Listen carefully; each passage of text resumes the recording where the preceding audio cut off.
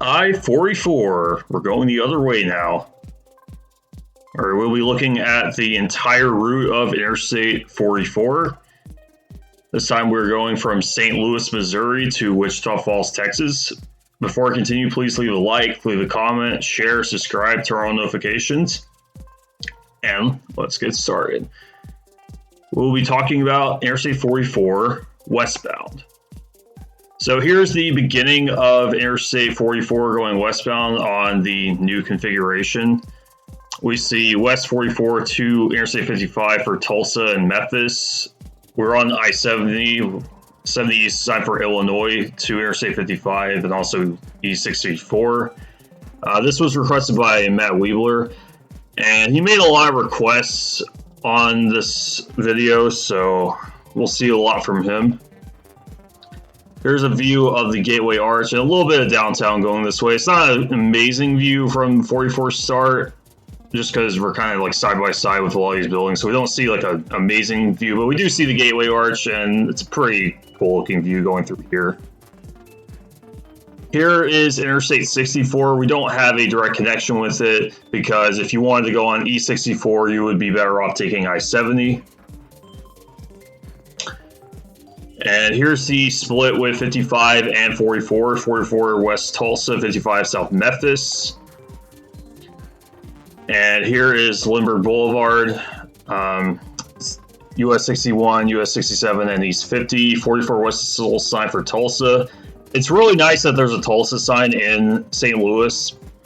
They could have gone Springfield, but it could be confusing with Springfield, Illinois. And Springfield is a bit smaller than Tulsa. And like from St. Louis, because Springfield, Illinois is so close, I understand why they don't sign Springfield. So I think Tulsa is a great choice, and I hope it sticks. And here is another exit requested by Matt Weebler. We have Interstate 270 for Memphis and Chicago. So I made all of Matt's requests for 44 this time, but here's a new, I guess, rule or policy for this channel going forward. I'm only going to be taking requests once for each direction. So like once for eastbound, once for westbound, unless it's got multiple parts, like, you know, more than 2 parts, you know, I'll do one per part per person. But yeah, if you're gonna comment with more than 2 requests, I'm only gonna take the first one. So yeah, I mean, this may change once I get monetized and I'm able to do more requests, but as of now, I'm only going to be doing 1 per person per direction, or per part, or per video, I guess you could say. Also, there's no pull-through sign for 44. Is it going to be signed for Tulsa?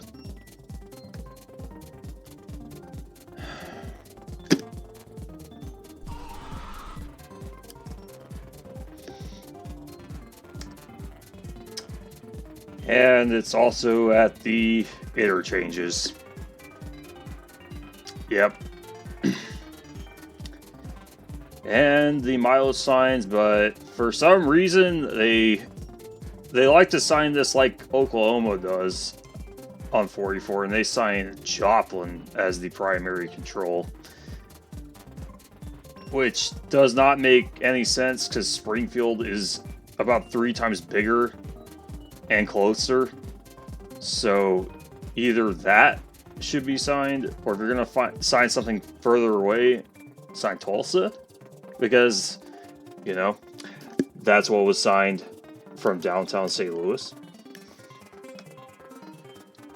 And it's not just a one-off. This is basically signed on the way to Rolla.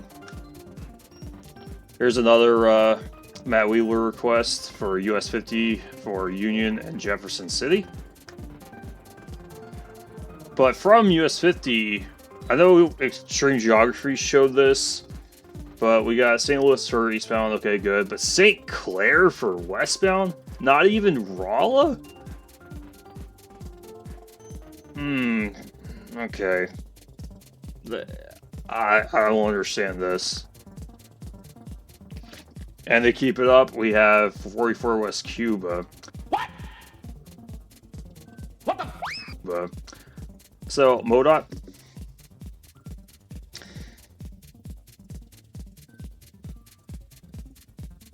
I think you want to be going east to get to Cuba, because you got to go to Florida to get to Cuba if you're going to be going by car. But I know they're talking about Cuba, Missouri here, which should not be. It shouldn't even be an interchange sign. If you're going to sign Rolla at interchanges, I mean, fine, I guess. I mean, I would prefer the main control cities, but if you're going to sign something at interchanges, I mean, Rolla is like sort of okay. Should not be the primary though for any reason. But yeah, this is bad. This is very bad. But after that, we finally get Rolla. I think this is in Cuba. And we get Highway V and 5 miles and Rolla and 8, so they can't even sign anything beyond Rolla. I think Highway V is something important to sign. And Matt Lieber requested this too.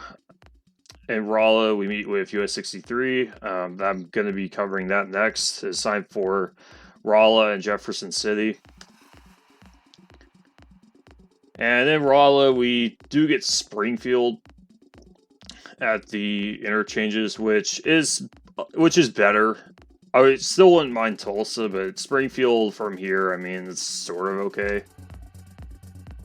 And it is on the bottom line of the mileage signs, but still, I think Springfield should be on the second and Tulsa should be on the bottom. We see the historic US 66 byway, exit 172 right here. We're entering Pulaski County now. What is this? Is this Arkansas? And I had to show this. I did get a comment saying that I didn't show this on the eastbound video, but I did show it on the westbound one. We have the Sideshow Museum Fudge Uranus Factory. Uranus.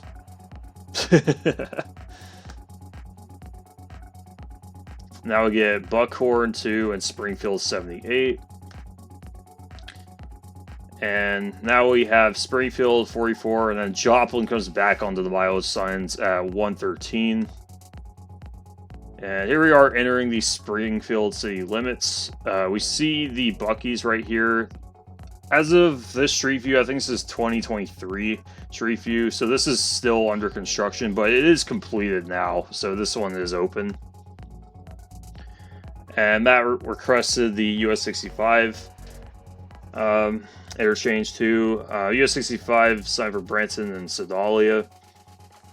44 West is signed for Tulsa, but this is still from 2023 Street View because recently, from Ryan the Dictator here, 44 West here is now signed for Joplin instead of Tulsa, which I don't really like. I mean, eastbound you could make a case for it just because, you know, it's close by, but since we're a lot closer to Tulsa now, I don't think Joplin should be the primary whatsoever. Like, secondary, sure. I mean, it's fine as a secondary, but primary, no. I don't know why they changed this. Like, Tulsa was just fine.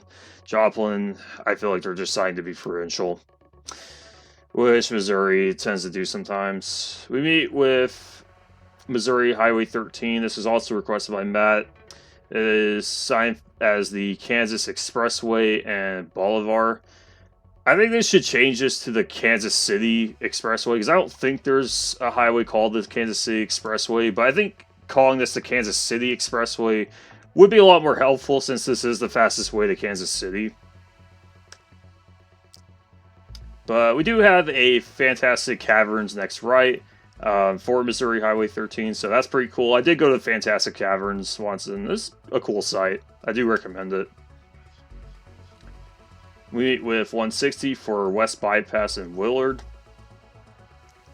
And Joplin is the primary control on the mileage signs now, which is important because you meet with Interstate 49, but that's a more recent addition to Joplin, and Joplin has been a primary control for a while. And for me, I don't really care about interstate junctions being signed as control cities. I think they're almost as bad as signing suburbs. Maybe not to that extent, but I don't think they should be signed unless they're absolutely, like, there's nothing else you can sign. And finally, as we get closer to Joplin, we do see Tulsa on the bottom line. Now we meet with Interstate 49. 49 North is signed for Carthage and Kansas City. Don't really think we need Carthage because it's so close, but Kansas City is at least on there, so that's good. And then 44 and 49 are both signed for Joplin because they don't make it all the way to Joplin, or at least 49 doesn't really. 44 kind of skirts by it a little bit. And then here is the exit for South 49 is signed for Neosho and Fort Smith. Again, on the eastbound section, it says this should be Fayetteville and Fort Smith because Fayetteville is bigger. I don't think Neosho, we really need that, but at least there's somewhat of a primary control there. And now we get 44 West Tulsa okay, because they gotta remind you what state it's in. Thought that was kind of funny. And here's a view of the Welcome Center. I forgot to show it on the eastbound section, but the westbound section is over here. However, there is no way to get from West 44 over to it unless you, I guess, turn around once you get to the last exit. And here is 166 and 400. It is signed for the Downstream Boulevard and Baxter Springs. Baxter Springs is in Kansas. And then 44 West now gets toll 44 for Tulsa. Welcome to Oklahoma. In Oklahoma, we get this cars $5 and semis $20.50. Cars $5. This is kind of an expensive road for Oklahoma, especially because it's an interstate. And Tulsa is on the bottom line, which is good. So Oklahoma's doing good there. Meet with US 59, US 60 for Afton, Fairland, and Grove. And this is an exit where you do have to pay. And we see a Route 66 historic sign right here, since 44 is a big US 66 driver. And Tulsa and Joplin is generally what we get on the Will Rogers Turnpike. It's at basically every interchange. Now we have US 60 and State Highway 66 for Veneta. And Oklahoma 66, I believe, is Route 66 for most of it. And then this is another pay at exit. Now we have US 69 for Big Cabin, and this is one of the exits where you can present a receipt for a refund. I didn't show all of these, but I just showed the major exits for it. And now we get two cities. We get Claremore 28 and Tulsa 54. Claremore is kind of in the Tulsa area, so we see we're getting close to it. Meet with 412 is signed for Choteau and Siloam Springs. I probably mispronounced that, even though I live in Arkansas. I've never even looked up how to say that city name. And then we also meet the Creek Turnpike for Oklahoma City, and then 44 West exits itself here for Tulsa and joins with 412 and State Highway 66. Here's a view of the Hard Rock Casino in Tulsa. I always thought this was kind of cool to drive by. We meet with I-44 West for downtown Tulsa in 1 mile, and 44 West is now signed for Sapulpa in Oklahoma City, which Sapulpa, not really sure why that's on there, but I know they like signing two cities on the turnpikes, and this will become the Turner Turnpike just past Tulsa. But when we get to the 244 exit, it doesn't have downtown Tulsa on it. It has Sand Springs and Enid, so if you're going to sign something besides downtown, I don't know, we really don't need Sand Springs on the sign because it's just another suburb. So, I don't know, I think it should be either Enid and Wichita, because this turnpike that it turns into will go all the way to I-35, so I think Wichita should be on the sign, but if you're not going to sign that, maybe Stillwater, because it does meet a state highway that goes to Stillwater, and it's kind of a famous town in Oklahoma because that's where OSU is. So I think either one of those should probably be on here instead of Sand Springs. Meet with 169 for Broken Arrow and Owasso. And we meet with 64 for Sand Springs and Broken Arrow. 44 West is only signed for Oklahoma City right now. Kind of weird we lose the Sapulpa thing, but I think it goes like back and forth between these two because, you know, the Turnpike Authority signed some of them, and the state DOT signed some of these. Here's our best look of downtown Tulsa on 44. We can see it just across the Arkansas River. And we do get Sapulpa back on the sign, but we have Oklahoma City spelled out. We don't have Oklahoma City. So, I thought that was a little weird. Then 75 for Bartlesville and Okmulgee. And here is the other side of 244. It is signed for downtown Tulsa. And now in Sapulpa, we get State Highway 97 for Sapulpa and Sand Springs, and 44 West is now signed for Oklahoma City. And it does keep up on the mileage signs, so I like to see that. And it's at basically every interchange. Then we meet with 377 for Stroud and Drumright, and we also see a historic Route 66 sign here. Once we get closer, we just get Oklahoma City. We don't get a second city. We don't get like Lawton, which is what they use after it, or we don't get any kind of suburbs before.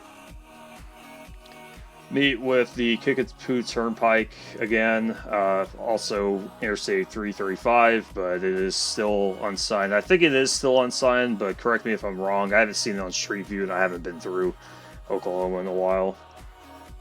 But here, we do get Lawton as our next control city after Oklahoma City at 28 miles. We get Lawton 128. And here at I-35, 35 is signed for Wichita, and 35 South and West 44 is signed for Oklahoma City downtown. And then the Kilpatrick Turnpike straight ahead, which is also I-344. And here is where 35 and 44 split. 44 is now signed for Lawton and Amarillo because it meets with I-40. Meet with the northern terminus of 235. We also meet with US 77 for Oklahoma City downtown.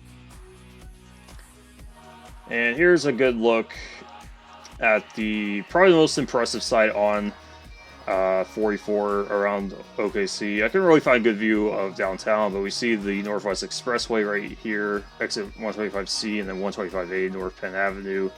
I think this might be Midtown OKC, but I don't remember.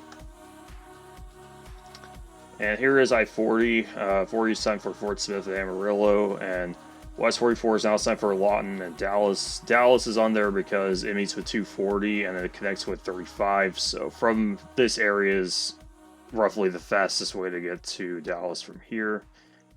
And 240 and 62 East is signed for Dallas and Fort Smith because 240 goes all the way back to 40 to get to Fort Smith. So it gets the I-35 and I-40 control cities here, and then 44 exits itself again to go to Lawton. 44 West now gets a turnpike sign and is signed as the H.E. Bailey Turnpike and Chickasha and Lawton. So, you know, typical turnpike sign because we have two cities signed. And then we also meet with West 62 and South 277, which will kind of go like zigzag across 44 for the rest of its route. And we see this Chisholm Trail crossing sign right here. And here is US 62 again, is signed for Chickasha and Anadarko. And it gets a weird horizontal arrow instead of the diagonal arrow, which is kind of weird. Also weird because the exit sign up here for the exit has a diagonal arrow, so kind of weird. Meet with US 81 for Chickasha and Duncan. And now in Lawton, we get 44 West South, 277, 281 for Wichita Falls, which is the correct choice for Lawton. And now we get H.E. Bailey Turnpike, Walters, and Wichita Falls. Oklahoma's getting a little provincial here by throwing Walters on there. Walters is only like a few thousand in population, so I don't think that's even really worth putting on there as a secondary. Like, we don't really need two cities here, but at least Wichita Falls is on there. And it is on the bottom line of the mileage sign, so that's good to see. Me with you at 70 for Randlet.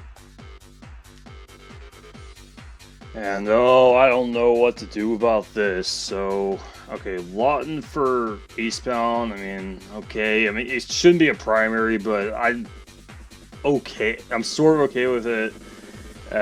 Interchanges, but west we have Burke Burnett. You're gonna assign Texas's weird provincial secondary control. You're not even gonna assign Wichita Falls, which is what, like, maybe like 5-6 miles from Burke Burnett. Like, come on, like, no, sign Wichita Falls.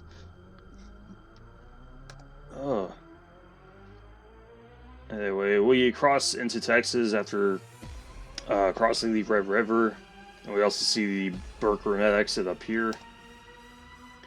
Meet with 287 is side for Vernon and Amarillo, and we meet with the Spur 325 for the Shepherd Air Force Base. And this is technically the end of I-44. We don't get an end sign up here, but we do get a list of U.S. highways, which are all pretty sensible. We got, Fort Worth, Lubbock, Abilene. Jacksboro seems like a weird choice, but considering 281 is very rural between here and San Antonio, and I don't think 281 is the absolute fastest way to San Antonio. I think Jacksboro does actually make sense here. Anyways, this will end I-44 westbound. And my final verdict for I-44 west is Springfield and Tulsa. I mean, maybe just Tulsa when you're in St. Louis, but once you get to the suburbs or out of the St. Louis area, just put both Springfield and Tulsa on there. And then once you're in Springfield, signing Joplin's fine as a secondary, so I'd say Joplin, Tulsa, and then just Tulsa once you're past Joplin. Then Oklahoma City, not any too important secondaries between these two. And then after OKC, I'd say Lawton. It does make sense as a primary going west. And then after Lawton, I'd say Wichita Falls, because it's, similarly sized, and you meet a bunch of U.S. highways there that kind of split off in different directions. And there's not really anything too big in that past it on those highways either. So I think these are what I would go with. And just as a bonus, since we covered multiple states on this route, I put them in a tier chart. Oklahoma, I think, does the best of the three, just because, the bigger cities are usually signed on there. The only thing I complain about is Joplin, and some of the interchange signs are kind of dumb, but like the Burke Burnett stuff. So I'd say good but flawed, and I put Texas in mid because they signed Burke Burnett and Lawton, which it really should be Lawton and OKC. I don't know why they have to just insist on Burke Burnett on there. But it doesn't cover a large section, so that's kind of why I put it so low, because even the small section they got, they could have done a little better with it. And then I put Missouri in the boo-boo tier just because, I mean, eastbound they did a little better on.